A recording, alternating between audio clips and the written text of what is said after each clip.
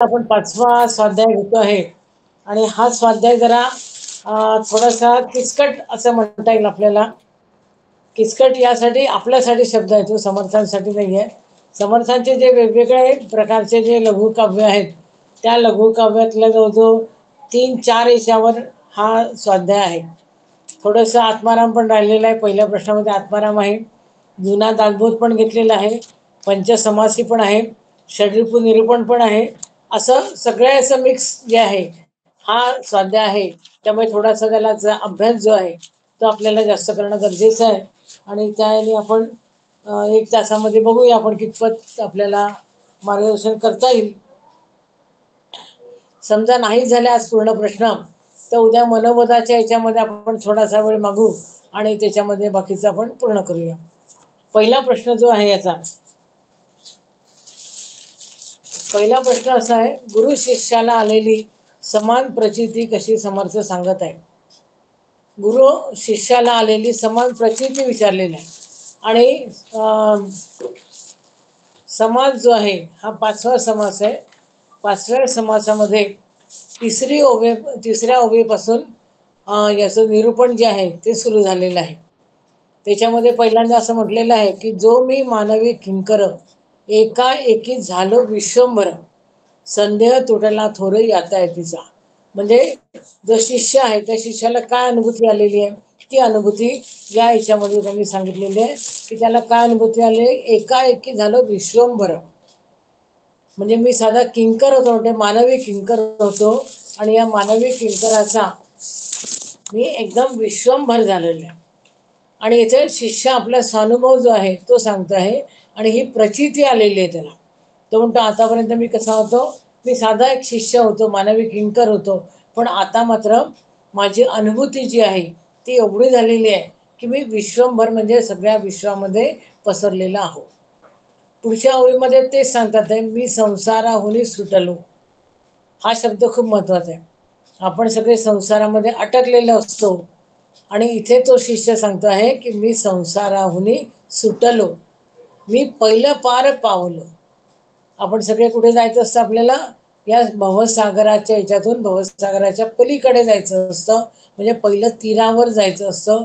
आणि म्हणून हा सांगतोय की मी या भवसागराच्या ह्याच्यातून सुटलेला आहो आणि मी पहिलं पार पावलो. मीच सगळं विस्तारलो सर्वाभूती. मी सगळ्यांच्या याच्यामध्ये माझा विस्तार जो आहे, मी जो आहे, मी म्हटलेला इथे आपला मी जो आहे हा फक्त मी आणि माझे असा असतो, पण इथे हा जो मी आपला होतो हा पूर्ण आता विश्वात्मके देवे असं जिथे ज्ञानेश्वर महाराज म्हणतात, तर तसा आपला मी जो आहे तो विस्तारतो आणि सर्वाभूती म्हटलेला आहे. म्हणजे प्रत्येक जीवामध्ये मी आहे, म्हणजे मी म्हणजे परमेश्वराची अनुभूती जी आहे ती आपल्याला सगळ्यांच्या मध्ये येते. आणि पुढच्या ओळीमध्ये 5व्या ओळीमध्ये ते सांगितलेलं आहे, मी करुणी अकर्ता. मी केलेलं आहे पण मी अकर्ता आहे.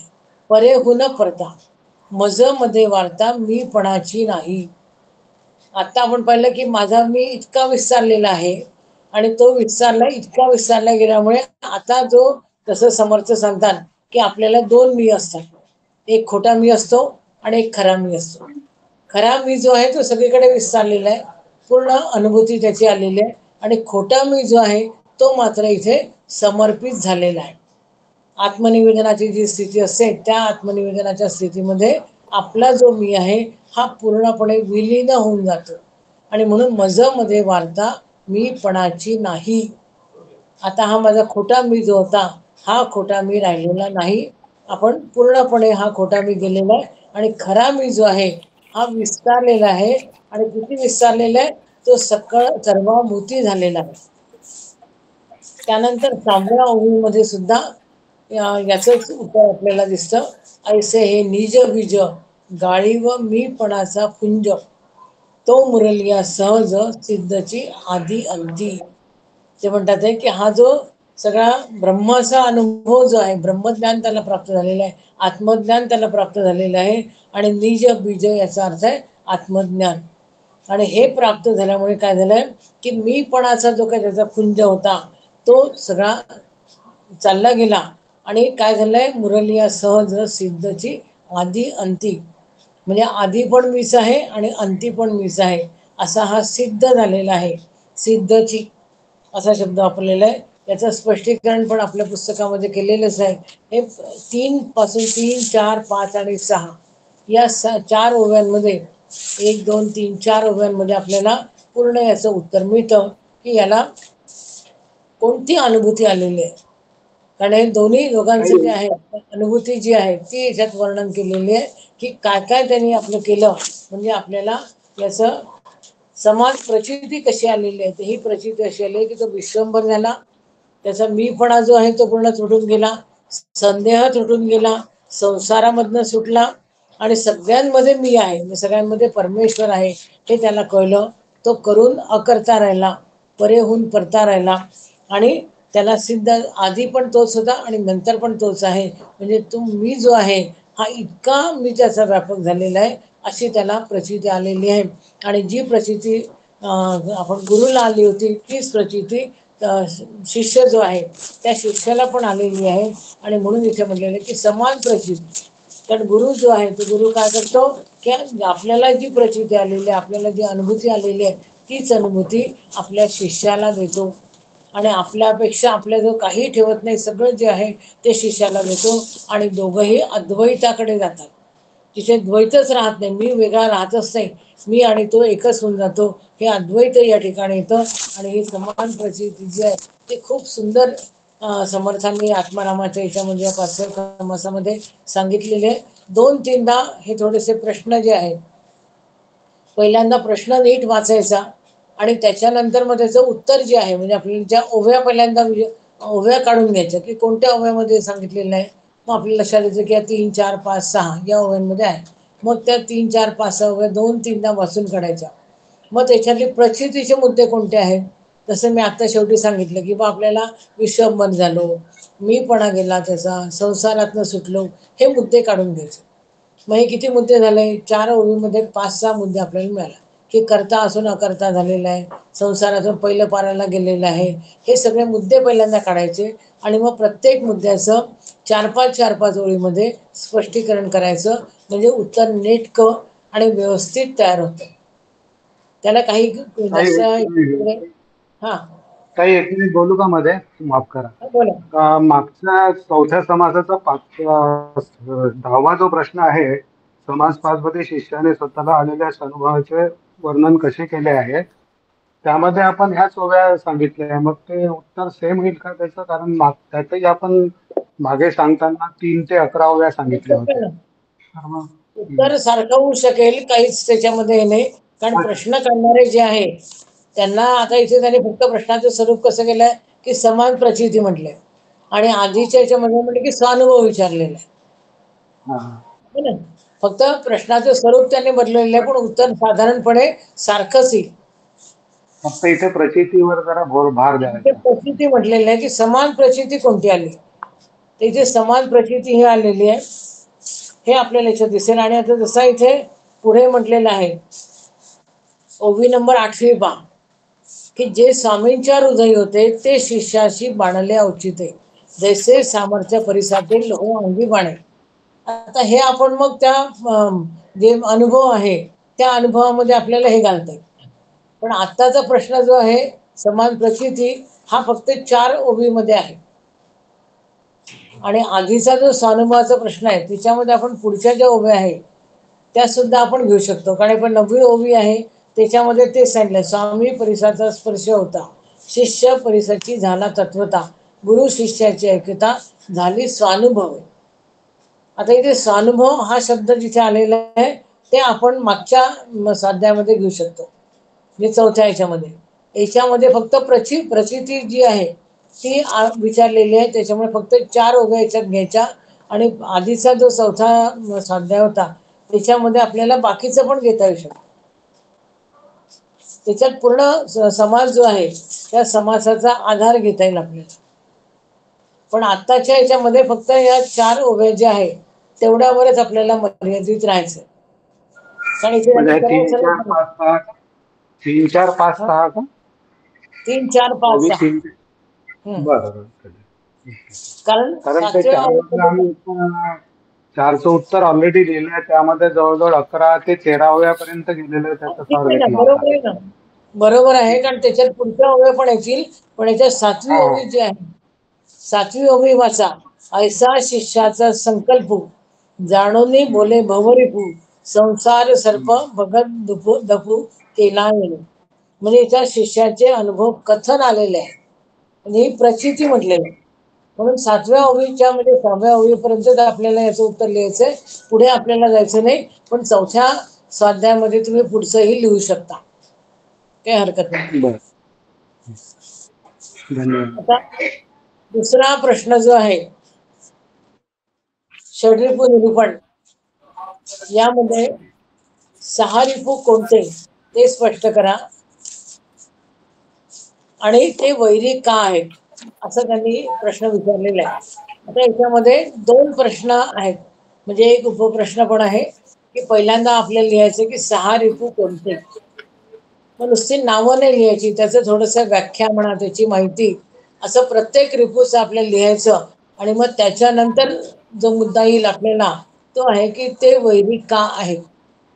म्हणजे पहिल्यांदा एक वैरी आपला एक रिपू घ्यायचा, त्याचं वर्णन 4-5 ओळीमध्ये लिहायचं आणि मग तो वैरी का आहे, मग त्याचं वर्णन त्याच्यामध्ये लिहायचं. मग दुसरा रिपू घ्यायचा. असं करत आपल्याला 6 रिपू जे आहेत हे या पद्धतीने लिहायचे आहे. आता समर्थांनी जे 6 रिपू सांगितलेले आहे, तर काम, क्रोध, लोभ, मोह, मद, मत्सर असे 2 न घेता त्यांनी दंभ आणि प्रपंच असे वेगळे त्याला नावं दिलेले आहे. फक्त या काव्यामध्ये मद आणि मत्सर मद आणि मत्सर हे जे 2 आहेत.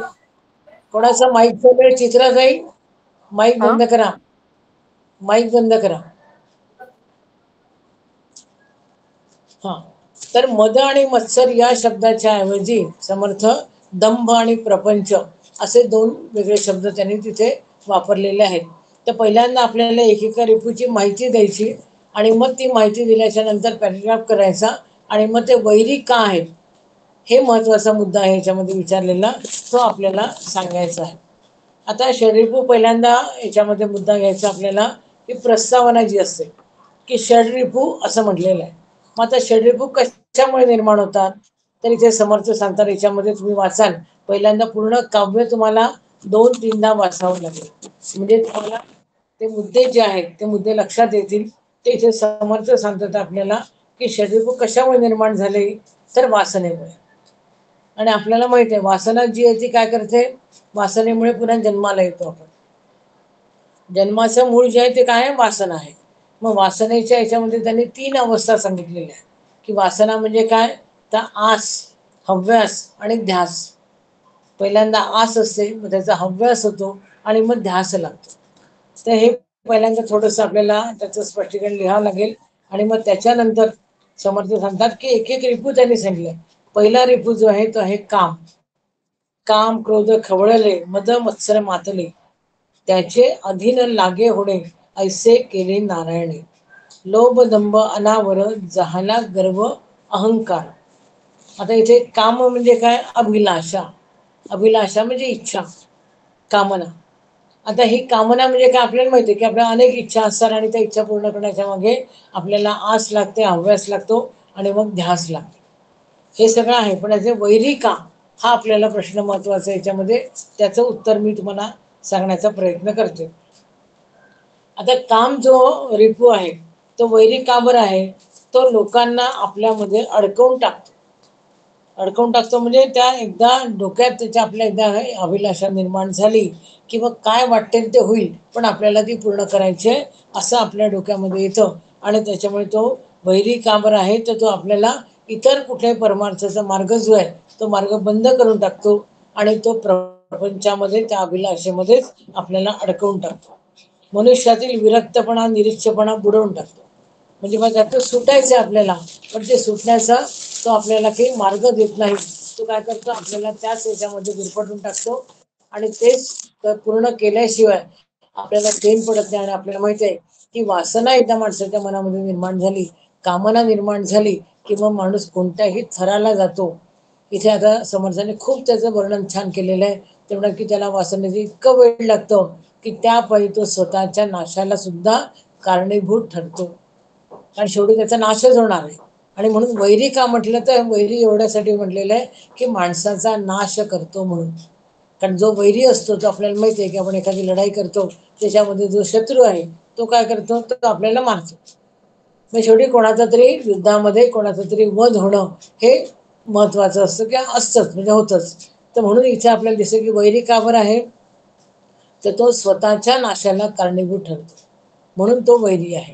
दुसरा त्याने रिपू सांगितलेला आहे कोप, म्हणजे क्रोध. आता हा क्रोध आपल्याला सगळ्यांना माहिती आहे की आपण बरेचदा असं गमतीने मोठ्या यांनी अभिमानाने म्हणतो की मला इतका राग येतो की माझ्या तळपायची आग जी आहे ती मस्तकापर्यंत जाते, एवढा त्याला क्रोध येतो. अनेक लोकांच्या घरी पाहतो आपण की राग आला की घरातले भांडे धडाधड फेकण्याचे सुद्धा लोक करतात. म्हणजे असे लोक असतात, म्हणजे रागाचा क्रोध एकदा आला की तो माणूस काय करेल हे सांगता येत नाही. आणि म्हणून इथे समर्थ सांगतो तो वैरी का बरं आहे. वैरी का आहे तर न्यायाचा मार्ग चुकतो. म्हणजे योग्य मार्गाने आपल्याला ज्याला जायचं असतं तो मार्ग त्याचा चुकतो. कारण त्या डोक्यात राग आला किंवा त्याला चांगलं काय आणि वाईट काय, कारण त्याचा सगळ्यात महत्वाचा मुद्दा की विवेक जो आहे तो नाहीसा होतो. कारण विवेक आपल्याला काय सांगतो, योग्य काय अयोग्य काय, चांगलं काय वाईट काय, हे जिथे आपल्याला समजतं तो मार्गच त्याचा बंद करून टाकतो. आणि एकदा विवेक आपल्या ह्याच्यातनं गेला किंवा न्यायाचा मार्ग जो आहे तो पण न्यायाचा मार्ग चुकतो आणि दुःख निर्माण करतो. दुसरा एक महत्वाचा मुद्दा समजला की क्रोधामुळे करंटेपणा प्राप्त होतो. सगळं असतं आपल्याजवळ. बरेचदा आपण पाहतो की एखादा माणूस सगळं घर इतकं छान असतं, सगळं सगळं कशाचीच उणीव नसते, पण कुठेतरी एखादा तापट स्वभावाचा माणूस असतो आणि तो सगळं घर जे आहे ते सगळं घर सगळं बरबाद करतो. हे आपल्याला आपण आपल्या याच्यामध्ये अनुभव घेतो, पाहतो. आणि म्हणून आपण म्हटलेलं आहे इथे की क्रोध जो आहे हा वैरी आहे. कारण तो विवेक नाहीसा करतो, न्यायाचा मार्ग चुकवतो आपला आणि दुःख निर्माण करतो. आणि क्रोधामुळे करंटेपणा आपल्याला प्राप्त होतो. तिसरा जो यांनी षड्रिपू घेतलेला आहे तो आहे मद. मद म्हणजे उन्मत्तपणा किंवा गर्विष्ठपणा. समर्थांनी खूप छान सांगितले की अनेक प्रकारचा मद असतो. कोणाला सौंदर्याचा असतो, कोणाला आणखीन कशाचा असतो, कशा अनेक प्रकारचा पैशाचा वगैरे सगळ्या प्रकारचा गर्विष्ठपणा जो आहे. म्हणजे काही काही लोकांना असं पाहिलं कसं वाटतं की यांना कशाचा गर्व आहे, पण तरी असतो. तर असा हा मद जो आहे त्यांनी काय तो उन्मत्तपणा येतो, म्हणजे कोणाचे ऐकण्याच्या पलीकडे तो गेलेला असतो. आणि वैरी का बरं आहे, तर हे महत्वाचे मुद्दे इथे सांगितलेले आहे की दुःख देणार आहे. कारण उन्मत्तपणा तुम्हाला एकदा आला, कोणाचं न ऐकायचं आणि मग जेव्हा जिचं आपलं काहीतरी चुकतं की आपल्याला त्याचं फळ मिळतं, ते मग दुःख देणारं असतं. सुंदर आयुष्याचा नाश करतो. चांगलं आयुष्य जगण्याचं सुद्धा या लोकांना कळत नाही, कारण उगाचच कशाचा तरी गर्विष्ठपणा जो आहे तो यांच्यामध्ये इतका भरलेला असतो की त्याच्यामुळे चांगलं आयुष्य कसं जगायचं हे त्यांना कळत नाही आणि तो चांगल्या आयुष्याचा नाश करतो. जे चांगलं ज्ञान घ्यायचं असतं ते ज्ञान होऊ देत नाही. बघा वैरी काय याचे मुद्दे मी मुद्दाम काढलेले, बाकी तर आपण माहिती सगळी या याच्यातून लिहू शकता. पण वैरी काय की दुःख देणार आहे, सुंदर आयुष्याचा नाश करणार आहे, ज्ञान होऊ देत नाही कोणते, आणि ज्ञान झाल्याशिवाय आपल्याला काही चांगलं मिळत नाही. स्वतःच्या स्वैरवर्तनामुळे सगळ्या आयुष्याचा नाश होतो. स्वैर आयुष्य जे असतं की बा मला गर्व आहे आणि तो गर्वाचे आहे, तर गर्वाचं घर खाली असं आपण म्हणच आहे. तर याच्यामध्ये सगळं त्याचं जे आयुष्य आहे त्याचा नाश होतो. आणि अशा प्रकारे हा तिसरा जो आहे तो पण आहे. त्याच्यानंतर आहे मत्सर. मत्सर म्हणजे दुसऱ्याचा उत्कर्ष सहन न होणे. असे अनेक लोक असतात की उगाचच कोणावर तरी जळत राहतात. आपण पाहतो समर्थांनी पण खूप छान त्याचं वर्णन केलेलं आहे की ते म्हणतात की बा दुसऱ्यांनी काही, आपण बरेचशा आपल्या आजूबाजूला पाहतो किंवा एखाद्याच्या घरामध्ये कोणी काही एखादी गाडी घेतली की लागलीच हां काय माहिती आहे 2 नंबरचा पैसा असेल असं असेल, तर दुसऱ्याने काही घेतलं की लागलीच त्याचं मनामध्ये आपल्या मत्सर निर्माण होतो. आणि मग मत्सर आला की द्वेष आहे, हेवा आहे, स्पर्धा आहे, हे सगळ्या गोष्टी आपोआप घडायला लागतात. आणि हा वैरी का बरं आहे, तर सतत दुसऱ्याचं वाईट इच्छित असतो. बघा हा सगळ्यात महत्त्वाचा मुद्दा आहे की सतत सतत डोक्यात त्याच्या की दुसऱ्याचं वाईट कसं होईल याची इच्छा तो करत राहतो. आपलं चांगलं करण्याचा याच्यात फंदात पडत नाही, पण दुसऱ्याचं वाईट करण्याचं कसं करायचं याच्या मागे मात्र तो लागतो. आणि व्यक्तीला असे जे व्यक्ती असतात ते व्यक्तीला आणि समाजाला सुद्धा घातक असतात. कारण ते समाजामध्ये राहून काही त्याचं भलं होत नाही समाजाचं, कारण समाजासाठी त्यांना जगायचंच नसतं, त्यांना आपल्यासाठी जगायचं असतं. पण आपलं हित कशात आहे हे सुद्धा त्यांना कळत नाही.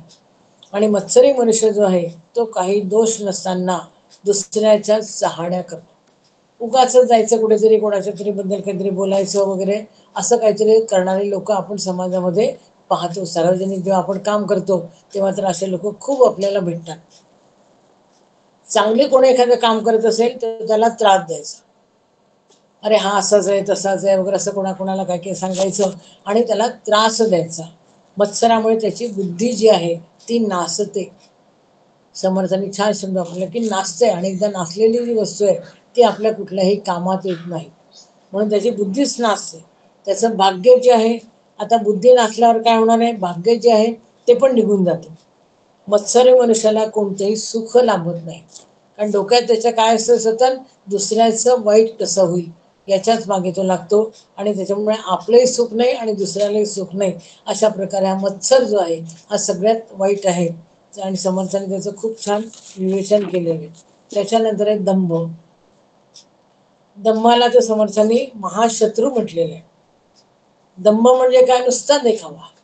बरेच लोक आपण पाहतात की खूप कधीतरी श्रीमंत असतात आणि आता मात्र काही जवळ नसतं, पण लोकांना देखावा असा करायचा की पहा आम्ही अजूनही श्रीमंत. अरे पण तुमच्याकडे काही नाही तर ठीक आहे ना, नाही तर नाही, जे गरीब असेल त्या परिस्थितीमध्ये आपण राहिलं पाहिजे. पण तसं नाही, आम्ही मोठे होतो, आम्ही असे होतो तसं होतं, आम्ही मालदार होतो. आणि तो देखावा जो करायचा आहे तो नुसता दंभाच्यासाठी, की लोकांना दाखवायला. आणि वैरी का बरं आहे, तर यशामुळे काय होतं, हा जो कोणी असेल दंभ असलेला त्याच्यामुळे लोकांमध्ये भांडणं होतात. भांडणं लावण्याचं काम मात्र तो चांगला करतो. आणि भांडणं लावण्याचं काम केल्यामुळे काय होतं की त्याचा विवेक जो आहे तो नष्ट होतो. समर्थाने असा जो दंभ असणारा जो माणूस आहे त्याला कुत्र्याची उपमा दिलेली आहे. म्हणजे याच्यावरनं कल्पना करा की समर्थाने किती खालच्या याच्यावर त्या दंभ असलेल्या माणसाला आणलेलं आहे. पण आपल्याला हे समजत नाही की हे सगळे जे रिपू आहेत हे सगळे वैरी आहेत आपले, पण आपण मात्र त्याला मित्र असं म्हणतो. त्याच्यानंतर शेवटचा म्हणजे संवाद जो आहे त्याला समर्थाने प्रपंच असं म्हटलेलं आहे. प्रपंचाला वैरी आपला षड्रिपू म्हटलेलं आहे. हा प्रपंच जो आहे हा वैरी का बरं, तर तो काय करतो, आपली आणि देवाची भेट होऊ देत नाही. बघा म्हणजे आपल्याला सगळ्यांना जन्माला आलं की आपल्याला काय करायचं असतं, आपल्याला मोक्ष पाहिजे असतो. पण हा मोक्ष केव्हा मिळेल, आपण त्या भक्ती मार्गाला लागू, ज्ञान मार्गाला लागू, कर्म मार्गाला लागू, कोणत्या तरी मार्गाने आपण देवाकडे जाण्याचा प्रयत्न करतो. पण हा जो प्रपंच आहे या प्रपंचामध्ये एकदा आपण अडकलो की जसं चक्रीवादळ असतं त्या चक्रीवादळासारखं आपण गोल गोल गोल गोल फिरत राहतो. त्याच्यातून बाहेर पडण्याचा आपल्याला कुठलाही मार्ग सापडत नाही.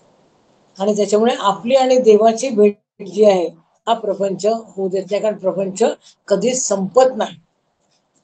स्वतःचा नाश करून घेतला जातो. आणि प्रपंच ही बेडी आहे असं समर्थ म्हणतात. बेडी म्हणजे आपल्या पायामध्ये अटकवलेली शृंखला आहे.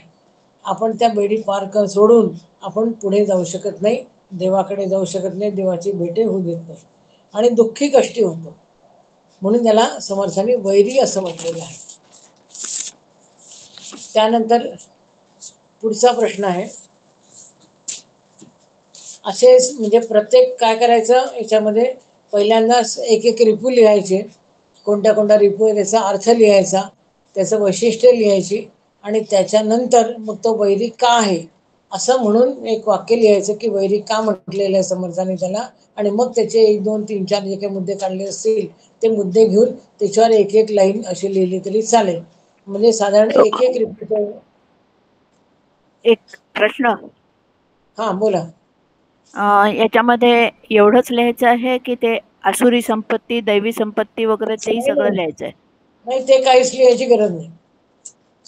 नाही ना? फक्त समर्थाने षड्रिपू कोणते आहेत, रिपू कोणते ते स्पष्ट करा आणि त्याचं वैरी का बरं आहे तेवढं लिहा, बस. बाकी लिहिण्याची काही गरज नाही. समर्थांचं जेवढं आहे तेवढा याच्यावर पुरेसं. ठीक आहे. आणि समर्थाने छान दिलेलं आहे खरं म्हणजे. हम्म. हे त्याच्यात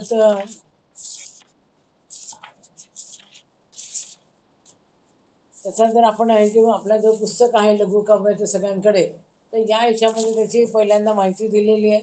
त्यामुळे त्याच्यातनं आपल्याला त्या प्रत्येक ऋतूचं माहिती कळते. म्हणजे नाव काय त्याचं, ते नाव का दिलं, त्याला त्याचा अर्थ काय वगैरे तो सगळा कळतो. आणि मग त्यातनं वैरी का बरं आहे, तर त्या वैरी काचे जे काही ओव्या असतील त्या ओव्या आपण काढायच्या आणि त्याच्यावरून आपल्याला लिहिता येऊ शकतं. जसं आता याच्यात कामाचं लिहिलंय बघ. कामना लागली पाठी, काम काम करी जगी. है ना, असे जे वाक्य आहेत ते वाक्य आपल्याला काढायचे. आणि मग काम वेड जडे ज्याला, जो प्राणी तो प्राणी आत्मघातकी. ते स्वतःला मारणारच आहे, म्हणजे आत्महत्यालाच आहे. म्हणजे आपला हा वैरीच आहे की नाही, जो आपल्याला मारतो तो वैरीच आहे आपला. तर असे वाक्य त्यातले काढायचे त्या ह्याच्यातले. आणि मग त्या वाक्यांच्या आधारे तो वैरी का बरं आहे. जसं आता सौभाग्य करंटे होती, वेश्येसी द्रव्य नास्ती. अशा प्रकारचे जे आहे, कुलहानी यातीहानी सर्व हानीचं होत असे. म्हणजे एकदा काम तुमच्या याच्यामध्ये आला की सगळ्या प्रकारची हानी जी आहे ती तुमची होते. असे वाक्य पहिल्यांदा विचारले या काव्यामधले शोधायचे की वैरी का बरं आहे, आणि हे वैरी का आहे. तर मग ते एक एक वाक्य घ्यायचं आणि त्याचं स्पष्टीकरण करायचं. बाकी इतर लिहिण्याची काही गरज नाही. म्हणजे मला तरी असं वाटतं बघ, कारण एवढंच उत्तर जे आहे ते सफिशियंट होतं. म्हणजे कमीत कमी एक एक रिपूचा पहिल्यांदा अर्थ लिहायचा, त्याची थोडीशी माहिती लिहायची, व्याख्या लिहायची, आणि समर्थाने त्याचं वर्णन कसं केलेलं आहे. आणि मग ते वर्णन केल्यानंतर मग तो वैरी का आहे त्याच्या ओव्या 4-5 जरी ओव्या काढल्या आपण, तर 4-5 ओव्या त्याचे एकेका ओळीमध्ये स्पष्टीकरण, तर ते 10 ओव्या. म्हणजे एका याचं पाऊण पेज तरी उत्तर होतं, एक एक रिपू. असं तुमचं उत्तर 2-3 पेज आरामात होतं. इतर अवांतर लिहिण्याची काही गरज नाही, कारण याच्यामध्ये तसं काही विचारलेलं नाही. ठीक आहे.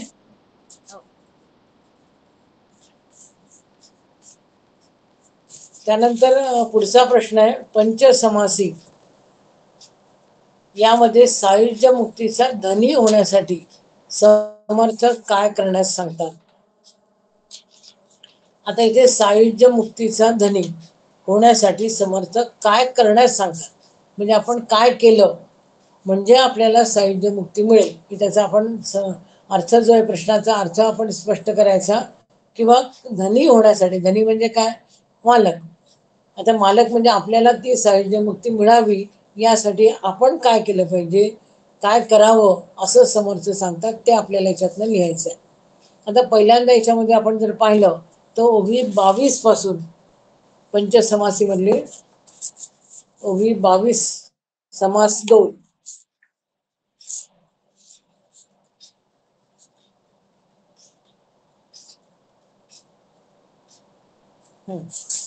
समास 2 मधल्या ओवी 22 पासून जर आपण पुढे पाहिलं तर आपल्याला याचं उत्तर आपल्याला लक्षात येतं. आणि ते उत्तर असं आहे की पहिल्यांदा आपण काय केलं पाहिजे की मी कोण आहे याचा शोध घेतला पाहिजे.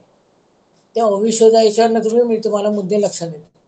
विषय वासनांचा संग केल्याने वृत्ती मलिन झाल्याने शुद्ध ज्ञान झाकवलेले असते, आणि म्हणून मीचे ज्ञान होत नाही.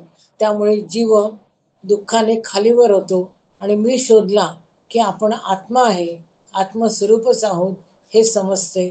आणि जन्ममृत्यू हे माईक आहे, मिथ्या आहे हे आपल्याला समजते. म्हणजे पहिले काय समजून घ्यायचं आपल्याला की मी कोण आहे. मी कोण आहे मी शोधायचं आपण की मी कोण आहे, तर मी आत्मा आहे हे आपल्याला एकदा क्लिअर झालं की मग आपल्याला जन्म पण नाही, कारण आत्मा अमर आहे. जन्म आणि मृत्यू कोणाला आहे, तर हा देहाला आहे. आणि इथे आत्मा जो आहे, आत्मा मी आहे हे आपल्याला समजलं की आत्म्याला जन्म पण नाही आणि मृत्यू पण नाही, आणि मी अजन्म आहे हे आपल्याला समजतं. आणि मग अजन्म आहे हे आपल्याला समजलं की मग आपल्याला त्याच्यात त्यांनी छान उभ्या दिलेलंच आहे की पुढच्या 22 पासूनच्या पुढच्या उभ्या लक्षात घ्या, म्हणजे तुम्हाला समजेल. सद्गुरु कृपेने ज्याला ज्ञान प्राप्त झालेले असते त्याच्या दृष्टीने जग म्हणजे माया अस्तित्वातच नाही.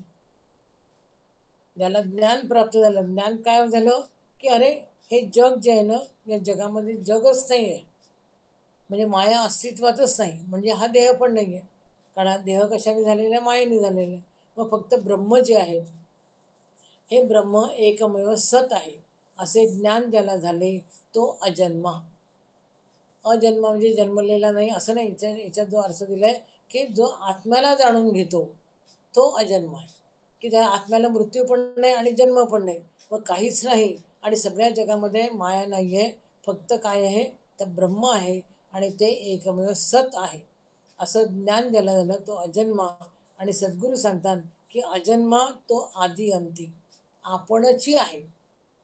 अजन्मा तो तूच आहेस, पहावे आपणासी आपण.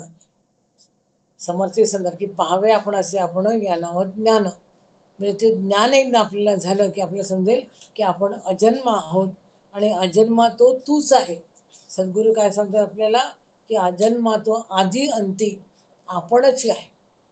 आधी पण मीच होतो आणि आता पण मीच आहे. थोडंसं आपण सगळ्या प्रश्नांचा विचार केला ना, ते एकमेकाला कनेक्टेड सगळे प्रश्न आहेत. आणि याच्यात आपल्याला लक्षात की अजन्माचं तूच आहे, पहावे आपणासी आपण. म्हणजे आपल्याला जर सायुज्य मुक्ती पाहिजे असेल तर आपल्याला काय करावं लागेल की आपल्याला पहिले आत्म्याचं ज्ञान करून घ्यावं लागेल. आणि ते ज्ञान आपल्याला झालं, मी कोण आहे ते आपल्याला कळलं, आत्मा कोण आहे आपल्याला कळलं, की हा अनुभव घेतलास की मोक्ष म्हणजे सायुज्य मुक्ती मिळणार आहे.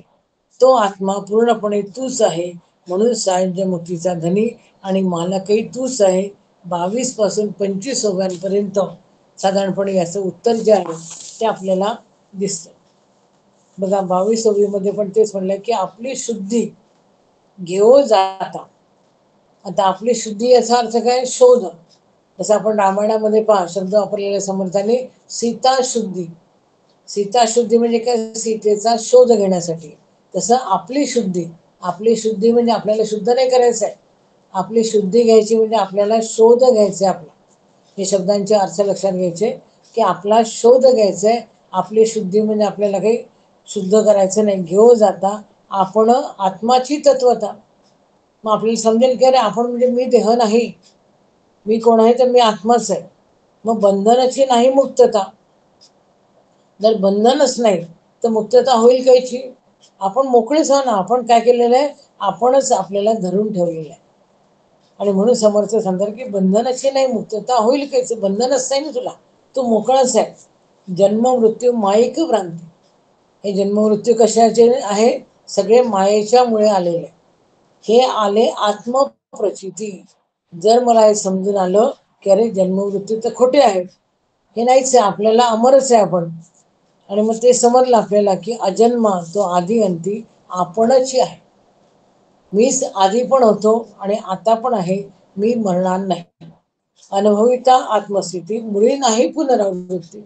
मग आता आपण मरणारे नाही, जन्मणारे नाही, तर पुनरावृत्ती आली कुठे? नाहीच आहे.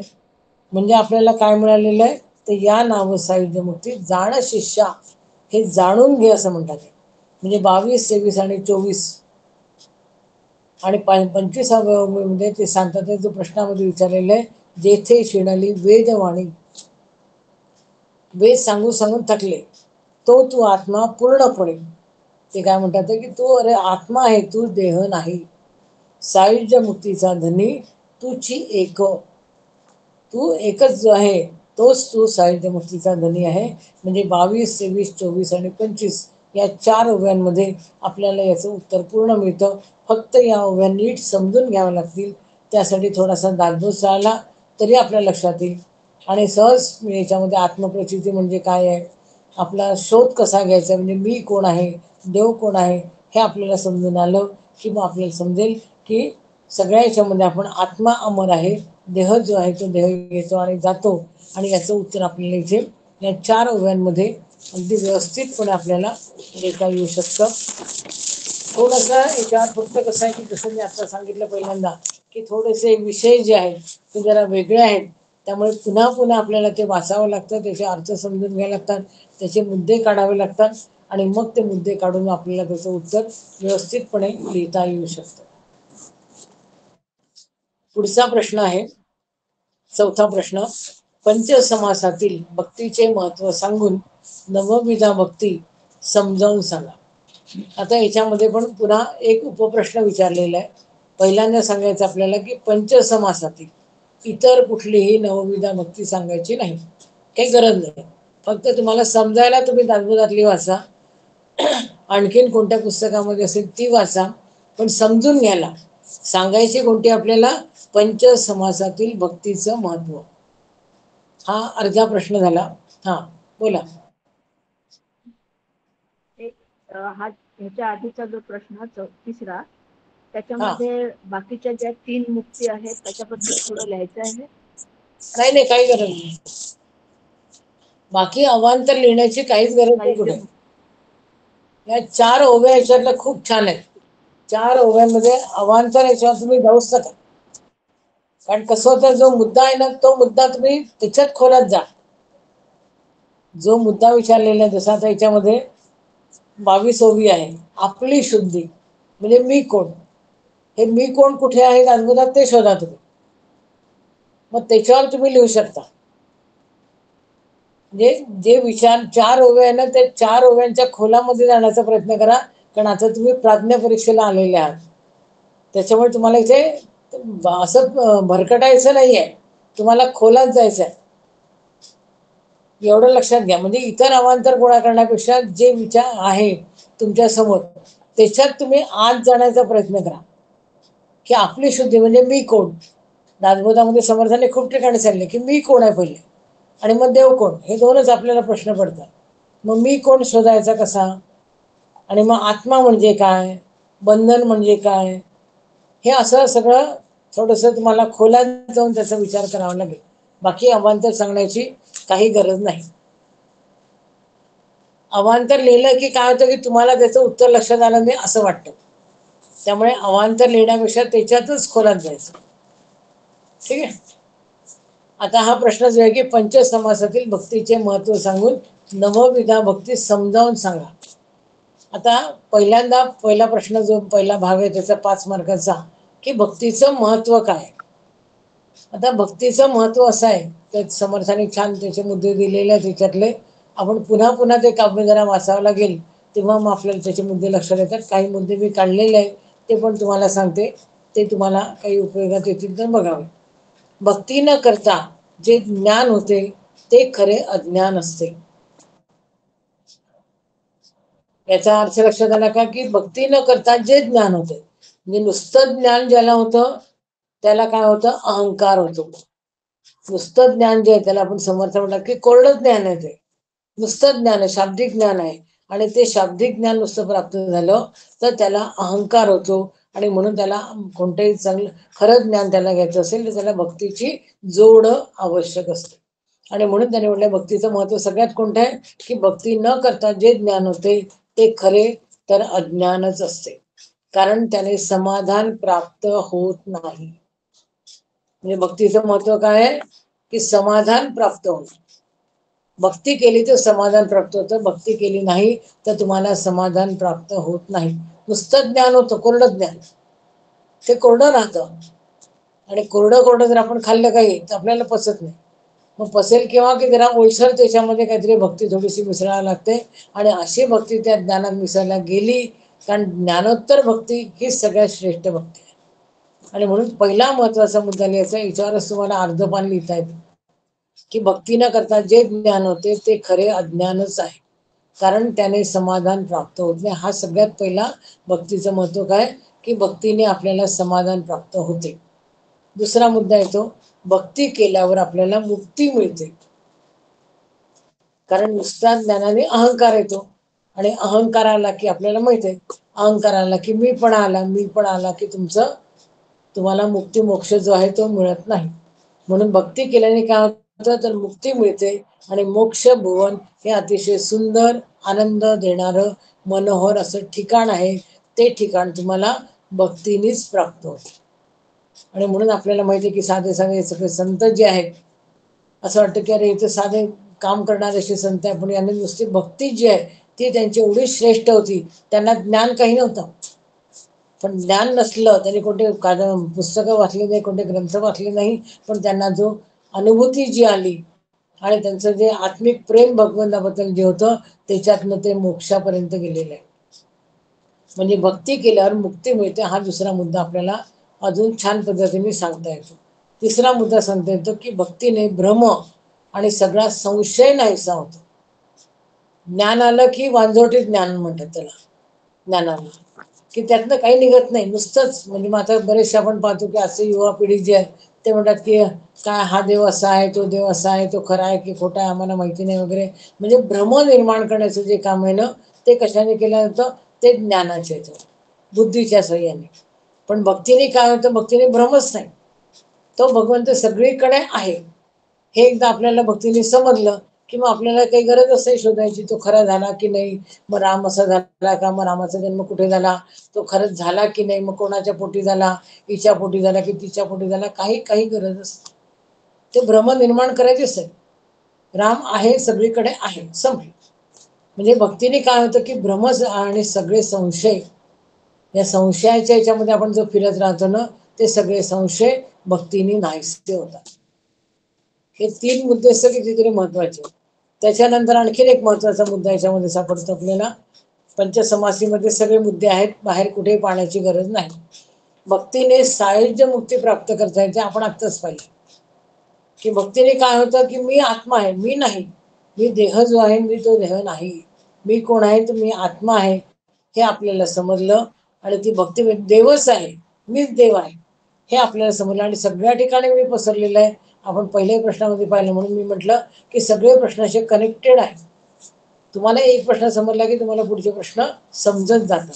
ते सायुज्य मुक्ती तुम्हाला प्राप्त करता येते. हा सुद्धा भक्तीचं फार मोठं महत्व आहे. दुसरा मुद्दा येतो आपल्याला की वासना पूर्णपणे नाहीशा होतात. कारण मनाच्या श्लोकामध्ये सुद्धा समजतात की वासना वासुदेवी असू दे, म्हणजे फक्त भगवंताचीच वासना माझ्या मनात येऊ दे, बाकी कोणत्याही वासना माझ्या मनात राहू देऊ नको, असं आपण देवाला म्हणतो. भक्ती करताना आपली अशा प्रकारची वासना होते. कारण बाकी वासना जर आपल्या मनात आल्या तर पुन्हा जन्म आला, पुन्हा मरण आलं. पण इथे आपल्याला जन्मही नाही, मरणही नाही, कारण सायुज्य मुक्ती प्राप्त करता येते. पण इथे सायुज्य मुक्ती मिळाली की ती सगळ्यात वरची आहे, म्हणजे वासना पूर्णपणे नाहीशा होतात. पुन्हा देहभान जे आपलं ते गळून पडतं, कारण देह मी नाहीच. एक प्रश्न समजला की बघा तुम्हाला दुसरे प्रश्न समजून जातात. देहभान गळून पडतं, कारण देहभानच राहत नाही. कारण मी देह नाही म्हटलं की मग मी कोण आहे, मी आत्मा आहे. मग आत्म्याला जन्मही नाही, मरणही नाही, वासना नाही, काहीच नाही. मोक्षाच्या अंतिम स्थितीमध्ये मन अगदी एकरूप होऊन जातं. हा पण एक महत्वाचा फायदा आहे, भक्तीचं महत्व आहे की अंतिम स्थिती असते मोक्षामध्ये की सगळं देवच आहे, मी कोणीच नाही. आणि 13 पासून जवळजवळ 20 पर्यंत तुम्हाला या भक्तीचं महत्व जे आहे ना ते भक्तीचं महत्व तुम्हाला याच्यामध्ये सापडतं. 13 पासून 20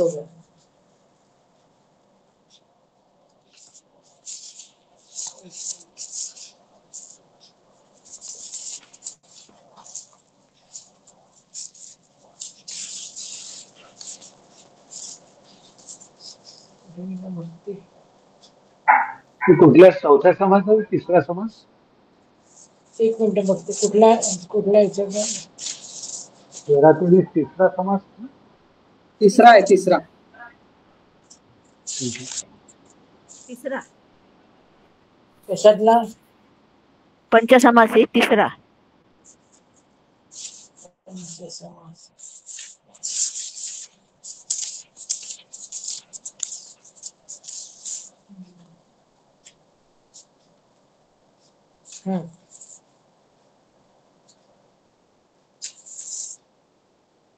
साधन प्रतिष्ठा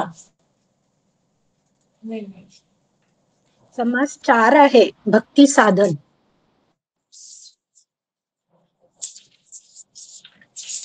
हा भक्ती साधन. याच्यामध्ये पहा 13 ते 20 नाही याच्यात नाही,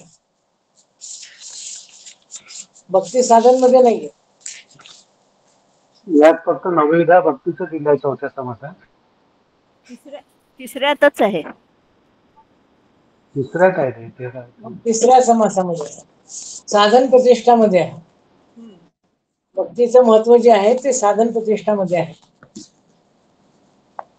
साधने विण ब्रह्मज्ञान, तेने उडे समाधान, अंगी जडे देहाभिमान वाचाळपणे. है ना, म्हणजे साधन जर केलं नाही, नुसतं ब्रह्मज्ञान आपल्याला होतं पण आपल्याला समाधान जे मिळत नाही. तर 13 पासून जवळजवळ 20व्या या साधन प्रतिष्ठा समास तिसरा याच्यामध्ये दिलेला आहे. आणि मग चौथ्या याच्यामध्ये तुम्हाला भक्ती जी आहे, नवविधा भक्ती, त्याचं वर्णन तुम्हाला चौथ्या समासामध्ये आहे. म्हणजे पुढचा जो भाग विचारलेला आहे की नवविधा भक्ती समजावून सांगा, ते चौथ्या समासामध्ये आहे. लक्षात आलं? तिसऱ्या याच्यामध्ये 13 ते 20 या उभ्यांमध्ये तुम्हाला भक्तीचं महत्व आहे.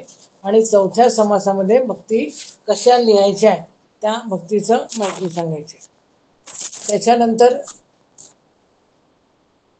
5वा प्रश्न, पंचसमासातील समास 5 मधील रामे विण सर्वथा काही, अणु मात्र रीते नाही, दृश्य द्रष्टा दर्शन तेही रामची भासे, या ओवीचे स्पष्टीकरण करा. आता या याच्यासाठी तुम्हाला मनाचे श्लोक जे आहेत, त्या मनाच्या श्लोकामध्ये जवळजवळ 196 पासून 196, 97, 98, त्याच्यानंतर 200, 201 एवढे श्लोक जर तुम्ही पाहिले तर तुम्हाला समजायला सांगते मी. लिहायचं कशात नाही, तुम्हाला लिहायचं पंचसमासी मधलंच लिहायचं आहे. फक्त तुम्हाला समजून घ्यायला हे जे 196, 97 जसं म्हटलंय, 196 मध्ये एक वाक्य आहे, नभी वावरे जो अणुरेणू काही, रीता ठावया राघवे विण नाही. आणि तेच इथे म्हटलेलं आहे किंवा रामे विण सर्वता काही, अणु मात्र रीते नाही. तेच वाक्य इथे दिसतं की रीता ठावय या राघवे विण नाही. 97, 98 मध्ये पण म्हटलेलं आहे, नभे व्यापिले सर्व सृष्टीस आहे, रघुनायका उपमा तेनस आहे, दुजे विण जो तोची तो हा स्वभावे, तया व्यापक व्यर्थ कैसे म्हणा. म्हणजे राम हा एकच आहे, त्याला दुसरं काहीच नाही, सर्वत्र सगळीकडे आहे, रीता ठाव याच्याशिवाय नाही आहे. म्हणजे मनाचे श्लोक वाचा 196 पासून तर जवळजवळ 201 पर्यंत, 200 पर्यंत.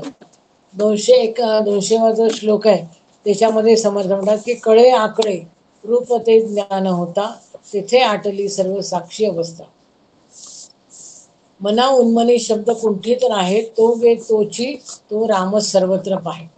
आता या ठिकाणी तुम्हाला त्रिपुटी जी आहे, दृश्य द्रष्टा आणि दर्शन, हे जे म्हटलेलं आहे ते तुम्हाला 201 हा जो श्लोक आहे याच्यामध्ये तुम्हाला त्याचं स्पष्टीकरण सापडेल.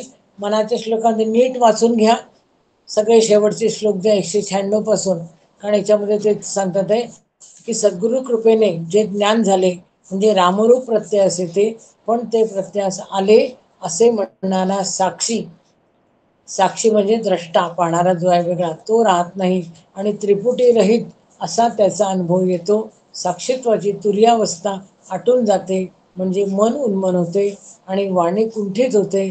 एकच राम सर्वत्र भरून राहतो, रामच रामाला पाहतो. दृश्य द्रष्टा दर्शन ही त्रिपुटी जाऊन सर्वत्र राममय होते. आणि 201 मध्ये सांगतात आहे की प्रतिती घेणारा ज्ञाता ध्येयात समरस होऊन जातो, कारण ते एकरूपच होऊन जातं. त्यामुळे हा पाहणारा वेगळा राहत नाही, द्वैत दूर होते, मनी मानसी द्वैत काही वसेना, असं जे छान म्हटलेलं याच्यामध्ये ते आपल्याला थोडंसं मनाच्या श्लोकातनं वाचा. त्याच्यानंतर दासबोधामध्ये 12वं दशक आणि समास 3 याच्यामध्ये सुद्धा या त्रिपुटीचं वर्णन आलेलं आहे. म्हणजे त्रिपुटी म्हणजे काय हे तुम्हाला समजायला मनाचे श्लोक आणि दासबोधाचा 12वा दशक समास 3 याच्यामध्ये तुम्हाला थोडंसं वाचून घ्या आणि मग या याच्याप्रमाणे उत्तर जे याचा ओवीचा जो अर्थ आहे की रामे विण सर्वथा काही, अणु मात्र रीते नाही. कुठल्या अणु जो आहे, अणु पूर्ण याच्यातला तो अणु सुद्धा रिकामा नाही आहे. दृश्य द्रष्टा दर्शन तेही रामची वासे, सगळीकडे रामच आहे, बाकी रामाशिवाय दुसरं काही नाही असं समर्थ सांगतात ते. आणि ते समजून घ्यायला आपल्याला थोडंसं दासबोध वाचा, समजून घ्या, मनाचे श्लोक आहे त्याच्यातही समजून घ्या आणि मग याचं उत्तर जे आहे ते उत्तर आपल्याला लिहायचं आहे. त्याच्यानंतर आपण एक 6वा प्रश्न घेऊ. मग 7, 8, 9, 10 4 प्रश्न राहतात. आपण 1 तासाच्या वर घेऊ शकतो का जयश्री ताई? हो चालेल आहे ना. चालेल ना? चालेल. बरं. कारण आपल्या अजून 4-5 प्रश्न राहिले म्हणून म्हटलं. तर 6वा प्रश्न आहे, आगम निगम शोधा बुद्धिबोधा परोपरी जाणता भक्त तो देव आत्मनिवेदनी क्रिया पंचीकरण योगाची. पंचीकरण म्हणजे काय हे आहे ना? 6वा प्रश्न पंचीकरण म्हणजे 6वा प्रश्न आहे, पंचीकरण म्हणजे काय? पंचीकरण योग यात कोणता विचार समर्थाने प्रामुख्याने मांडलेला आहे? याच्यामध्ये पुन्हा 2 प्रश्न आलेले आहे की पंचीकरण म्हणजे काय ते पहिले सांगायचंय. आता पंचीकरण म्हणजे काय हे समजायला तुम्हाला दासबोधे वाचू शकता, आत्मारामही वाचू शकता, जुना दासबोधामध्ये पण दिलेलं आहे.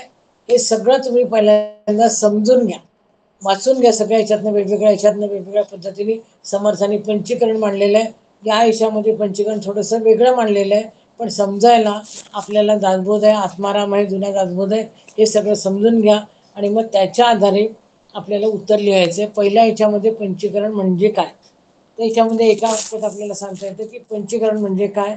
तर पंचमहाभूत आहेत आपल्याला माहिती आहे. पहिल्यांदा परब्रह्म होतं, मूळ माया निघाली, मूळ मायेने पंचमहाभूत आणि 3 गुण असे निर्माण झाले. आणि हे जे पंचमहाभूत जे आहेत याचा प्रत्येकाचा एक एक भाग असं एकत्र करत त्याच्यातनं सगळी सृष्टी जी आहे ही निर्माण झाली आणि त्याला म्हणतात पंचीकरण. समजायला एका वाक्यामध्ये मी सांगितलं, पण थोडंसं इतरही वाचन करून आपण ते समजावून घेऊ शकतो. दासबोधाचा दशक 17 समास 8 याच्यामध्ये सुद्धा याचं स्पष्टीकरण जे आहे ते तुम्हाला पंचीकरणाचं समजून येईल. आणि पंचीकरण म्हणजे काय की कशा पद्धतीने वेगवेगळे पंचमहाभूत एकत्र आणून त्यातनं वेगवेगळ्या प्रकारची सृष्टी जी आहे, चारी खाणी चारी वाणी वगैरे सगळे निर्माण कशा होतात हे थोडंसं म्हणजे अर्धा पाऊण पेज जास्तीत जास्त 1 पेज आपण सांगू शकता. कारण पुढचा जो महत्त्वाचा मुद्दा विचारलेला आहे तो जास्त महत्त्वाचा आहे की यात कोणता विचार समर्थांनी प्रामुख्याने मांडलेला आहे. तर कोणता विचार मांडलेला आहे तर त्यामध्ये 4-5 मुद्दे समर्थांनी या पंचीकरणाच्या आधारे आपल्याला सांगतात. पहिला मुद्दा येतो की सृष्टी कशी निर्माण झाली. दुसरा विचार येतो आपल्याला की अंतरात्मा म्हणजे काय. त्याच्यानंतर प्रकृती पुरुष म्हणजे काय, खरा देव कोणता आहे, हे सगळे त्यांनी त्याच्यात विचार मांडलेले आहे.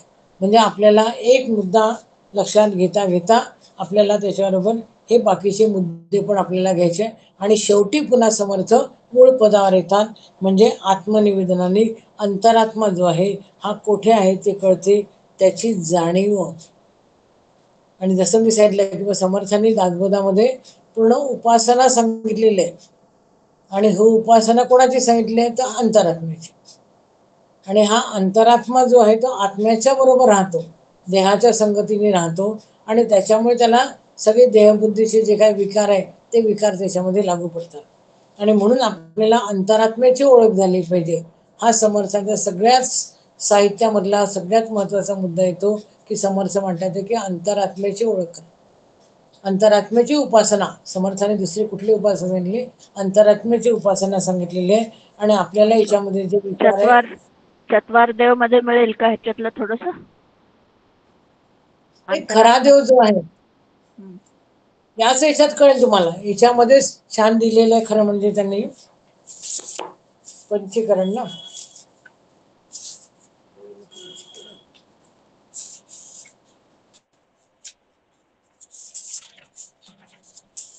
फक्त समजायला तुम्ही बाकी वाचू शकता, पण लिहिताना तुम्हाला याच्यावरनच लिहिता येत.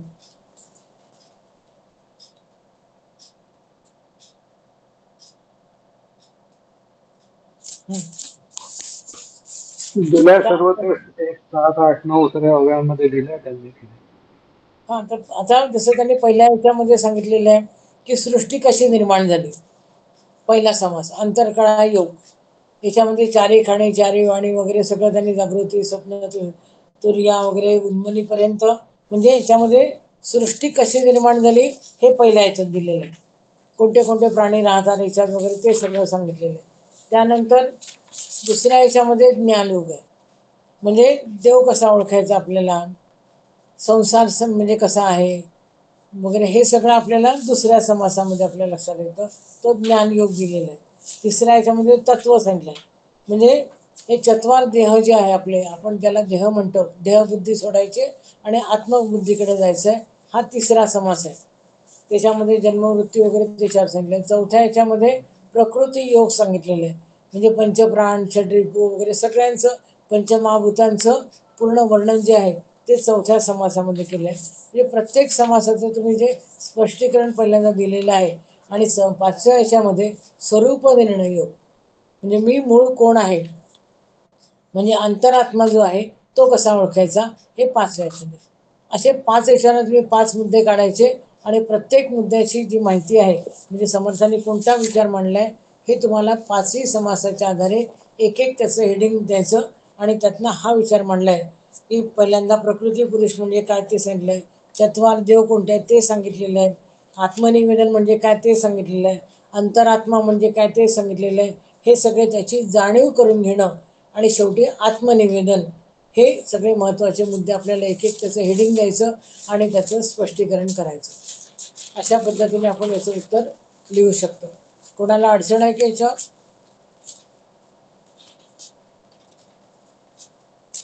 समजायला तुम्ही काही पण वाचू शकता, पण लिहायला मात्र आधार जो आहे तो ज्या ज्या याच्यावर प्रश्न विचारलेला आहे त्याच्या आधारेच तुम्हाला ते लिहावं लागेल. त्याच्यानंतर पुढचा प्रश्न आहे, आगम निगम शोधा, बुद्धी बोधा परोपरी, जाणता भक्त तो देव, आत्मनिवेदनी क्रिया. पंचीकरण योगातील ओवीचा विस्तार करा. ओवीचा विस्तार करा असं म्हटलेलं आहे. ही ओवी जी आहे ती समास 5 आणि त्याच्यातली मला वाटतं 20वी ओवी आहे ना, शेवटची ओवी आहे. आगमी निगमी शोधा. आता याचा विस्तार करायचा म्हणजे काय करायचं, आपण बऱ्याचशा लोकांनी मनोबोधाच्या परीक्षा दिलेल्या, त्याच्यामध्ये प्रश्न होता कल्पना विस्तार करा. आता इथे कल्पना करायच्या नाहीये, फक्त विस्तार करायचा. आता याचे शब्द कोणते कोणते महत्वाचे पहिल्यांदा ते बघायचं. पहिला शब्द येतो आगम निगम. मग आता आगम निगमचा एक शब्द आपण लिहून ठेवायचा पहिल्यांदा. मग आगम निगम म्हणजे काय, तर वेद. दुसरा शब्द आहे शोधा. शोधा म्हटलेलं आहे. शोधा म्हणजे काय, शोधणे. मग त्या वेदामध्ये आपल्याला काय शोधायचं आहे ते बघायचं. नंतर आहे शब्द कोणता आहे, बुद्धी बोधा परोपरी.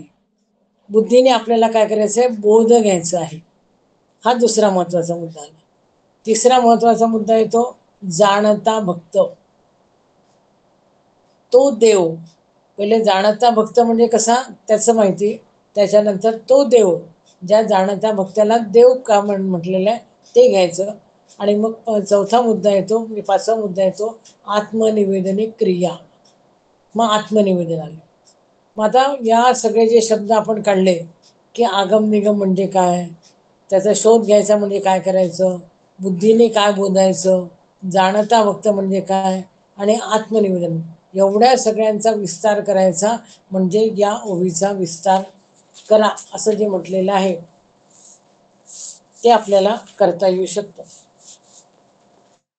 आता आगम निगम याचं जे मी पहिल्यांदा अर्थ सांगितला, किंवा वेद उपनिषद जे आहे त्याच्यातनं सगळं ज्ञान जे आहे ते सगळं आपल्याला ज्ञान सांगितलेलं आहे.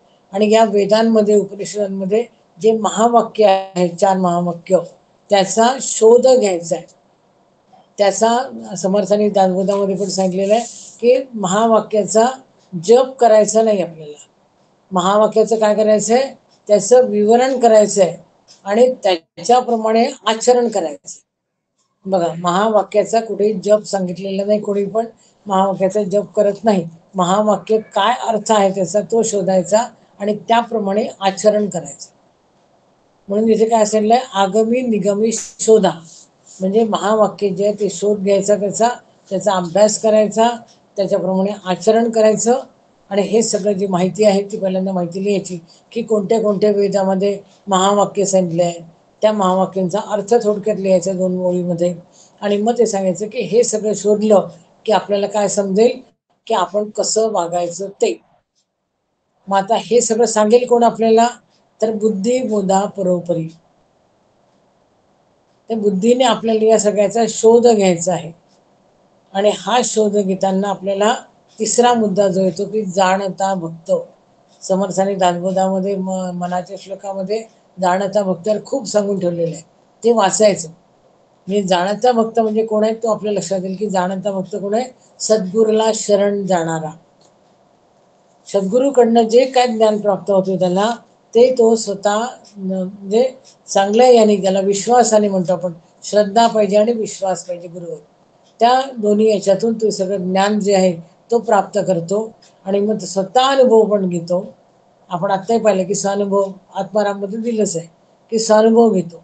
आणि भक्ताने भक्ती करावी, पण कोणती भक्ती करायची, तर आत्मनिवेदनाची.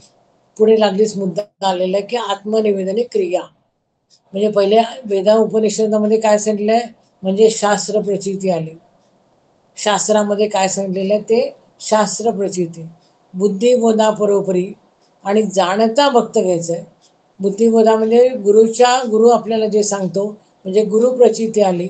आणि जाणता भक्त व्हायचं आहे, स्वतः अनुभव घ्यायचा आहे, म्हणजे आत्मप्रचिती आली. या तिन्ही याचं तुम्ही स्पष्टीकरण थोडंसं या प्रश्नामध्ये लिहू शकता.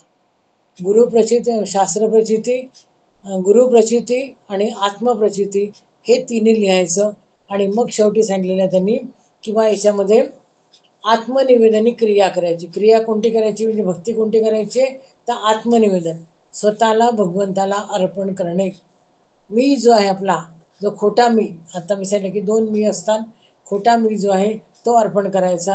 आणि प्रचितीमध्ये शास्त्र प्रचिती, गुरु प्रचिती आणि आत्मप्रचिती. आगम निगमच्या याच्यातनं आपल्याला जे शास्त्रांनी सांगितलेलं ज्ञान आहे ते कळतं. हे ज्ञान गुरुकडनं प्राप्त होतं, कारण उपनिषद आपल्याला माहिती आहे की उपनिषद म्हणजे गुरु शिष्यांचा संवाद आहे.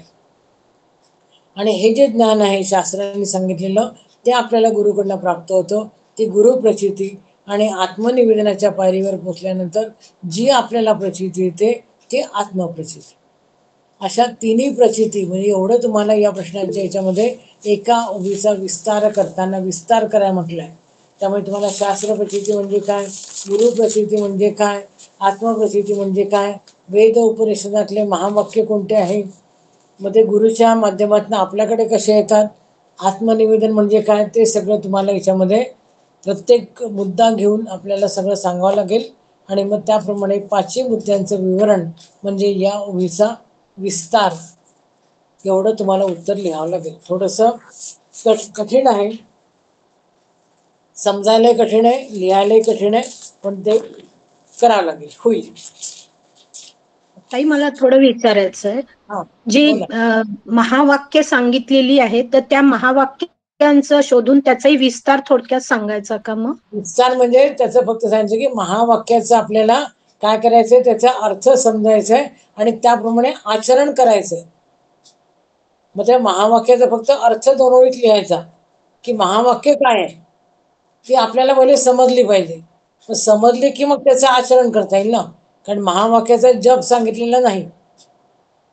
त्यामुळे महावाक्याची खूप माहिती नाही लिहायची, महावाक्याचा अर्थ लिहायचा आहे. की 4 महावाक्य जे आहे त्याचा अर्थ लिहायचा 2 ओळीमध्ये. आणि मग सांगायचं की ते वाक्य जे आहे त्याचा अर्थ आपल्याला समजून घ्यायचा आहे, त्याच्याप्रमाणे आचरण करायचं. कारण बुद्धिबोधा म्हटलंय ना, बुद्धिबोधा बरोबरी, म्हणजे ते वाक्य जे आहे त्याचं माहिती लिहायची नाही आहे, ते फक्त वाक्याचा अर्थ लिहायचा आहे. तो वाक्याप्रमाणे आपल्याला आचरण करायचं आहे. हे आपल्याला बुद्धीने बोधाचा बोध म्हणजे आपल्याला तो बोध करून घ्यायचा आहे. बुद्धिबोधा बरोबरी, त्याचं बाकी माहिती नाही लिहायची. ठीक आहे. मला वाटतं एक प्रश्न घ्यायचा की काय, थांबायचं काय, घ्या ताई. घ्यायचंय, ठीक आहे. प्रश्न आहे 8वा. आता आपण जुन्या दासबोधाकडे चाललोय. पुढचे जे 3 प्रश्न आहेत ते जुन्या दासबोधावर विचारलेले आहेत. 21 समासी जुना दासबोधामध्ये मंगलाचरण या समासात श्री गुरु सद्गुरु कृपेचे वर्णन कसे केलेले आहे. 21 समासी दासबोध जो आहे हा समर्थांनी पहिल्यांदा शिवथरगळीमध्ये लिहिलेला आहे. पहिल्यांदा फक्त 21 समासित दासबोध होता, त्याच्यानंतर 8 दशकांचा झाला आणि मग 20 दशकांचा दासबोध झाला. त्यामुळे अशा प्रकारे 3 टप्प्यामध्ये हा दासबोध आहे. आणि हा जुना दासबोध आपण का म्हणतो की तो पहिल्यांदा लिहिला गेला म्हणून त्याला जुना दासबोध म्हणतो. हा जुना म्हणजे असं काही जुना वगैरे असं काही नाही आहे. तर याच्यामध्ये मंगलाचरणामध्ये सद्गुरु कृपा पहिलाच समास आहे. पहिल्याच समासामध्ये पहिल्या ओळीपासूनच समर्थ या ठिकाणी सद्गुरु कृपेचं वर्णन करतात आहे. 1.1 असं त्याला नाव दिलेलं आहे. मन मीपणे निर्मुजले, स्वामींच्या पदी मिसळले, ऐक्य रूपे स्वयेची झाले पद आपण. आता या ठिकाणी काय म्हणतात आहे की सद्गुरु कृपा कशी झाली आणि सद्गुरु कृपा झाल्यानंतर आपल्याला काय फरक पडला आपल्यामध्ये. कारण कोणते आपल्याला जसं सांगितलं की ज्ञान हे वेगळं जातं आणि कृपा ही वेगळी असते. आपल्याला आपण ग्रंथ वाचन केलं तर आपल्याला ज्ञान होतं, पण कृपा ही जी आहे कृपेने आणखी वेगळं आपल्याला काहीतरी मिळतं. तर कृपेने काय काय मिळतं हे मुद्दे या ठिकाणी विचारलेले आहे.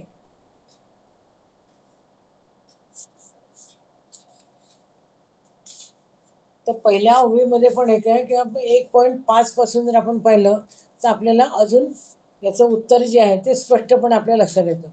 वायुचिनी बळे शब्दासी, सामर्थ्य होय निश्चयसी, तैसी सद्गुरु कृपा मानसी उद्गार काढी. आता इथे काय याचा अर्थ जो आहे तो आपण जर पाहिला तर लक्षात येईल की ते म्हणतात की सद्गुरु कृपेची वचने सांगितल्यानंतर मनाला स्थिरता येते. मी आता जे म्हटलं की प्रत्येक प्रश्नाशी कनेक्टेड आहे. आधीच्या प्रश्नात आपण पाहिलं होतं की भ्रम नाहीसा होतो, संशय मनातला जो तो नाहीसा होतो सद्गुरूच्या याने. आणि भ्रम आणि संशय नाहीसा झाला की मग काय होतं, मनाला स्थिरता येते. मन जे चंचल अस्थिर वगैरे असतं ते काय होतं, ते आपलं या ठिकाणी स्थिर होतं. इथे आपल्या मनाला जी स्थिरता आहे ती स्थिरता येते. म्हणजे हा एक पहिला महत्वाचा मुद्दा आपण बाजूला काढायचा की सद्गुरु कृपा झाली की काय होतं, मनाला स्थिरता येते. पुढे म्हटलेलं 1.6 मध्ये सद्गुरु कृपेची निहावे, विवेके मुळाकडे धावे, तेने ऐक्य सिंधू हेलावे, स्वानंद सुखे. काय होतं, विवेकाच्या याच्यामुळे आणि आपल्याला ब्रह्मसुख जे आहे ते मिळाल्यामुळे आपली बुद्धी जी आहे ती स्वस्वरूपाच्या दर्शनाकडे धाव घेते असं म्हटलं. म्हणजे कुठे जाते, अंतरात्म्याकडे जाते. सगळ्या याच्यामध्ये सगळे एकाला एक जोडले. एक प्रश्न समजला की तुम्हाला सगळे प्रश्न समजतात असा की बुद्धी कुठे जाते आपली. कारण बुद्धी म्हटलेलं आहे इथे, कारण बुद्धीचा बोध घ्यायचा आपल्याला. बुद्धीचा बोध घेतला की आपल्याला स्वस्वरूप जे आहे ते कळलेलं असतं आणि त्याचं दर्शन होण्याची धाव जी आहे ती भक्तीच्या मार्गाने आपण काय होतं, आत्मनिवेदनाकडे जातो आणि आत्मनिवेदनातून अंतरात्म्याकडे आपण जातो. ही सद्गुरु कृपेची आपल्याला प्रचिती येते. तिसरा जो आहे मुद्दा तो 1.7 मध्ये दिलाय की तया सिंधूच्या आनंद लहरी, शब्दी निशब्द भरोभरी, तेणे प्रतापी वैखरी वधोची लागे. काय म्हटलेलं याच्यामध्ये त्यांनी की आपल्याला जो काय ब्रह्मज्ञान झालेला आहे त्या ब्रह्मज्ञानाच्या याच्यातनं आपली वैखरी जी आहे ती बोलू लागते. एखादं ज्ञान झाल्याशिवाय आणि कृपा झाल्याशिवाय आपल्या मुखातून कोणतेही शब्द निघू शकत नाही. आता मी उदाहरण दिलं की संत जे आहेत त्या संतांना कुठून एवढे अभंग लिहिले त्यांनी, आणि एवढे कठीण अभंग आहे की आपल्याला समस्या समजत नाही. मग याच्यात आपल्या लक्षात येईल की बा त्यांना जे काय सद्गुरु कृपा त्यांच्यावर जी झाली, त्यांनी जी भक्ती केली त्या भक्तीच्या माध्यमातून त्यांना जी कृपा झाली आणि त्या कृपेतून जे अभंग आहे ते प्रासादिक अभंग त्यांचे बाहेर पडले. आणि प्रासादिक जी आहे ती वैखरी वाणी त्यांची तिच्यातून बोलू लागली. म्हणजे प्रासादिक वाणीच्या याच्यातून वैखरीतनं ते सगळे शब्द जे आहेत त्यांचे ते बाहेर पडले. कारण त्याला सगळ्यात महत्त्वाचं कारण म्हणजे सद्गुरूची कृपा. बाकी त्यांना कुठलंही ज्ञान नव्हतं, त्याने कोणते ग्रंथ वाचले नाही, जपजाप केले नाही, काही केलं नाही. फक्त काय केलं, भक्ती केली. पण भक्तीच्या याने गुरुकृपा झाली आणि गुरुकृपेतून ती वैखरी जी आहे ती बोलायला लागली. ही प्रचिती आपल्याला गुरुकृपेमुळे येते. नंतर 1.8 मध्ये म्हणतात ते वेष्टित शिष्य तारांगणी, सद्गुरु पूर्णचंद्र गगनी, प्रगट झाला निज किरणी दिशा ढवळल्या. पौर्णिमेचा चंद्र जसा उदय झाला की आकाशात सगळं उजळून निघतं, त्याप्रमाणे सद्गुरूच्या मुखातून निघालेल्या बोधवाक्यांनी शिष्य समुदायाला ज्ञान प्रकाश मिळतो. म्हणजे आतापर्यंत जे अज्ञान होतं शिष्यांचं, ते अज्ञान दूर होतं आणि ज्ञानाच्या मार्गाकडे आता जायला लागतात, कारण सद्गुरूची कृपा त्यांच्यावर होते. सद्गुरूचा उपदेश, गुरुप्रचिती जी आहे ती झाली की मग यांच्या याच्यामध्ये शिष्याच्या समुदायाला बोधवाक्याने ज्ञान प्रकाश मिळतो असं वर्णन केलेलं आहे. तर हे आपण एक महत्वाचा मुद्दा आपल्याला लिहिता येतो. नंतर पुढे मग 1.10 मध्ये, 9 मध्ये नाही तर 10 जी ओवी आहे ती महत्वाची आहे. भरिते दाटले सागरी उंच बळणी फुटल्या तरी महानदीसी माघारी दाटी झाली. ते म्हणतात की सागराला भरती आल्याने नौका माघारी रेटल्या जातात, त्याप्रमाणे गुरुबोधाच्या वरतीने महामाया जी आहे ती माघारी फिरते. आपण आत्ताच पाहिलं की संसार जो आहे ते संसारापासून आपण सुटतो, महामाया काय आपल्याला ती कळते आणि त्याच्यातून आपण बाहेर पडतो. तर हे कोणाच्या ह्यानी कळतं आपल्याला? हे गुरुकृपेच्या माध्यमातून आपल्याला कळतं. त्यानंतर 1.12, 11 सोडून दिली आपण तरी चालतं. 12 मध्ये आपल्या पुन्हा आहे, तैसी वृत्ती स्वरूपी मिळाली मिथ्यत्वे माघारी मुरडली सिंधू चेनी लोटे आली जेथील तेथे.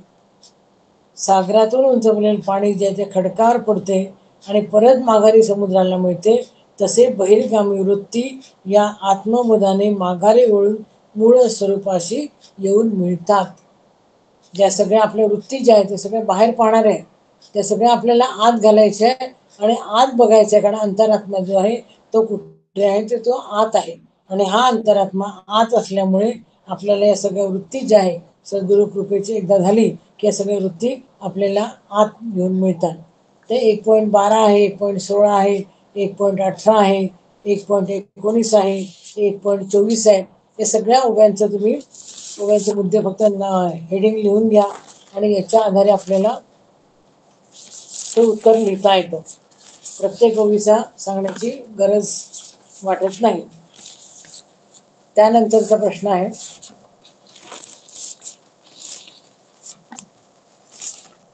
रघुनाथ ध्यान या समासात श्री रामचंद्रांना काय प्रार्थना केलेली आहे? समर्थांनी जी रघुनाथाला प्रार्थना केलेली आहे तर ती प्रार्थना या ठिकाणी विचारलेली आहे. त्या प्रार्थनेचे जर आपण पाहिलं तर 2.2 पासून इथून याचं उत्तर आपल्याला लक्षात येतं. रामचंद्रा तुझा वियोग ऐसा न करे कोरे ऐसा नको रे प्रसंग तुझा कारणे सर्व संग त्यक्त केला. इथून जी सुरुवात होते ती आपल्याला पुढे आपल्याला बऱ्याच ओव्या आहे याच्यामध्ये दिसतात.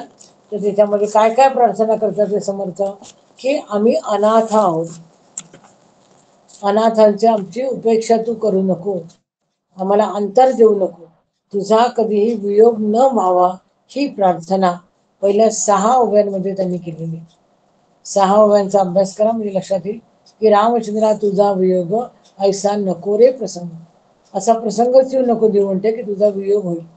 स्वामी तुझं विण कोण जाणे अंतर आमचे, आमचं अंतकरण जाणारा कोणीच नाही. समर्थाने म्हटलं घरे सुंदरे सौख नाना परीचे परी कोण जाणेल ते अंतरीचे. घरं मोठे मोठे असतात पण आपल्या अंतरेचं जाणणारा कोणी नसतो. तर तो कोण आहे जाणणारा? तो फक्त भगवंतच आहे. म्हणून स्वामी तुझं विण कोण जाणे अंतर आमुचे ही प्रार्थना करतात की आमचं अंतर जाणून घे. आम्हा अनाथा कासया उपेक्षिस, आमची उपेक्षा का करतोय म्हणजे की तुझे सगळे शिष्य खूप आहेत. सगळे याच्यातले छान ओव्या तुम्ही वाचल्याचं लक्षात येईल की तुझे शिष्य खूप आहेत पण आम्ही मात्र अनाथ, आम्हाला सनाथ करून घे, आमची उपेक्षा तू करू नको. तुझा समुदाय दासांचा परी आम्हा असे स्वामी आणि कैसा, तुला खूप सारे सगळे शिष्य आहेत पण आम्हाला मात्र स्वामी कोण आहे तर तू एकटाच आहे. त्यामुळे आम्हाला ती प्रार्थना करतात की तू आमचा स्वामी आहे, तू आम्हाला सनाथ कर, आम्ही तुझे शिष्य आहोत. सगुण रघुनाथ मुद्दल माझे इतुकेची भांडवल, सगळ्या लोकांकडे खूप सारा पैसा आहे, आमच्याकडे पैसा काही नाही, भांडवल मुद्दल काही नाही. फक्त कोणतं भांडवल आहे आमच्याकडे तर फक्त तू आमचा आहे एवढंच भांडवल आहे. या 6 ओव्या ज्या पहिल्या आहेत या 6 ओव्यांमध्ये आपल्याला याचं उत्तर जे आहे ते सापडू शकतं आणि 6 ओव्याचा सविस्तर आपल्याला या एक एक मुद्दा घेऊन आपल्याला याचं वर्णन करावं लागेल. 10वा प्रश्न आहे, जुन्या दासबोधा समोरचा श्रोता कोणाला म्हणतात आणि चांगल्या आणि वाईट श्रोत्याची लक्षणे सांगा. पहिले श्रोता कोणाला म्हणतात तो मुद्दा लिहायचा, त्यानंतर चांगला श्रोता कसा आहे तो लिहायचा आणि मग वाईट श्रोता कोणता आहे तो पण लिहायचा. अशा 3 टप्प्यामध्ये याचं उत्तर लिहायचं आहे. त्याची लक्षणं सगळी सांगायची. ते म्हणतात, समर्थांनी सांगितलं की श्रोता कोणाला म्हणायचं की श्रोत्याला दुसऱ्याच्या बद्दल आदर असला पाहिजे, चिंतन मनन करण्याची त्याला सवय असली पाहिजे, जो सारासार विवेक करून चांगलं आणि वाईट खरं खोटं निवडू शकतो. तर ते आपल्याला याची जी लक्षणं आहेत ती ओवी क्रमांक 3.44 मध्ये दिलेली आहे की श्रोता कोणाला म्हणायचं. त्यानंतर 3.45 मध्ये दिलेलं आहे की श्रोता चांगला कसा असतो, तर हा आदराने श्रद्धेने श्रवण करणारा असला पाहिजे. श्रोता सशिष्याच्या लक्षणांचा असायला हवा. चांगला श्रोता कोण आहे, जो श्रोता अर्थाशी तन्मय होत असेल आणि तो मनातून शुद्ध निर्मळ होतो. श्रवणाने देहाभिमान गळतो, म्हणून सर्व श्रोत्यांनी श्रवण मनन आदरपूर्वक करावे. हे चांगल्या श्रोत्याची लक्षणं दिलेली आहे. त्यानंतर 46 मध्ये सांगितलेलं आहे की श्रोता सर्व दृष्टीने श्रवणामध्ये पुढाकार घेतो. वक्त्याने केलेले निरूपण, दिलेल्या प्रश्नांची उत्तरे तो नीटपणे तपासून पाहतो. सांगितलेले ज्ञान दृष्टांत बरोबर आहे की नाही हे तो स्वतः विवेकाने नीट पारखून घेतो. 48 मध्ये दिलेलं आहे की श्रोता हा मननाच्या सारासार विवेकाने निर्णय घेतो. ही सगळी लक्षणं लिहून काढायची. 46, 47, 48 मध्ये दिलेलं आहे. आणि 3.54 मध्ये वाईट श्रोता कसा असतो ते दिलेलं आहे की संसाराबद्दल तत्परता दाखवायची आणि श्रवणाच्या बद्दल मात्र अनादर दाखवायचा. अशा श्रोत्याला समोर मनुष्य नसून गाढव मूर्ख म्हणायला पाहिजे असं समर्थ म्हणतात. मी समर्थाने पण त्याला गाढव मूर्ख सुद्धा म्हटलंय. 3.54. 55 मध्ये पण म्हटलंय, जे असत्य बोलणारे दुष्ट दुर्जन आहेत, दुसऱ्याचे कधी चांगले व्हावे असे त्यांना वाटत नाही, हरिभजन कीर्तन त्यांना नकोसे असते किंवा कीर्तनाने त्यांचे डोकेच फिरते. खूप छान वर्णन समर्थाने केलेलं आहे. 3.56 मध्ये लिहिलं आहे, जो अविद्येने अभिमानाने ज्ञानी म्हणतो, पालनाळ सोयरेपणे बोलून तो निरूपणाचे मातेरे करतो, अशा प्रकारे हा वाईट श्रोता आहे. म्हणजे पहिल्यांदा आपला श्रोता कसा असावा ते सांगायचं, मग चांगला श्रोता कसा असतो ते सांगायचं आणि मग वाईट श्रोता कसा असतो ते सांगायचं. या सगळ्या प्रश्नांची उत्तरं जे काव्य वेगवेगळी आहेत ती तुम्हाला जरा 2-3 वेळा वाचावी लागेल आणि मग ते समजून घ्यायचे, त्याचे मुद्दे काढायचे आणि मग त्याचं सविस्तर उत्तर लिहायचं.